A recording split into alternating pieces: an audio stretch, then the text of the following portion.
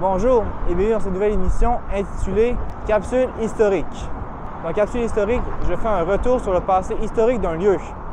Dans ce premier épisode, je vais vous raconter l'histoire d'un géant d'acier centenaire qui a fasciné les esprits et qui est un des symboles de la ville de Québec. Je parle bien évidemment du pont de Québec.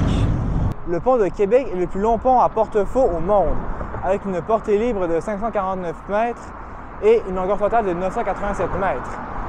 Mais comment a-t-on fait pour construire un tel pont au début du 20e siècle?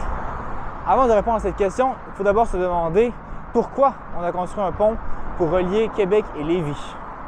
Avant sa construction, les seuls moyens pour traverser le fleuve Saint-Laurent étaient par traversier ou par pont de glace lorsque le fleuve était gelé. Cependant, les trains ne pouvaient pas passer pour le fleuve par ces deux moyens. Vers la fin du 19e siècle, il est de plus en plus urgent de construire un pont ferroviaire entre les deux rives. Le pont de Québec a été construit tout près de l'embouchure de la rivière Chaudière, car c'est à cet endroit que le fleuve est le plus étroit. De plus, la hauteur des falaises permet de laisser passer les bateaux sous le pont. La construction du pont de Québec débuta en 1903. Le 27 août 1907, un ingénieur responsable ordonna l'arrêt complet des travaux sous prétexte qu'il y avait des problèmes structurels dus au poids du pont qui était plus lourd que la capacité portante prévue. Hélas, les travaux continuèrent et 2 jours plus tard, le pont de Québec connut son premier effondrement, qui fit 76 victimes. Le pont est reconstruit et les problèmes sont corrigés, mais le 11 septembre 1916, alors que la partie centrale préfabriquée du pont est sur le point d'être mise en place par les criques hydrauliques, elle s'effondre, tuant 13 personnes.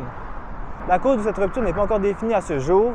Elle peut provenir d'un bris de la partie centrale du pont ou bien du système de levage. Malgré tout, la construction du pont s'achève le 20 septembre 1917. Et c'est le même que celui où je me tiens présentement. Un pont ferroviaire, oui, mais aussi routier et piéton. Alors, que peut-on conclure de cette histoire? Les événements du pont de Québec ont mis en lumière les dangers de l'autorité absolue d'un ingénieur sur son projet.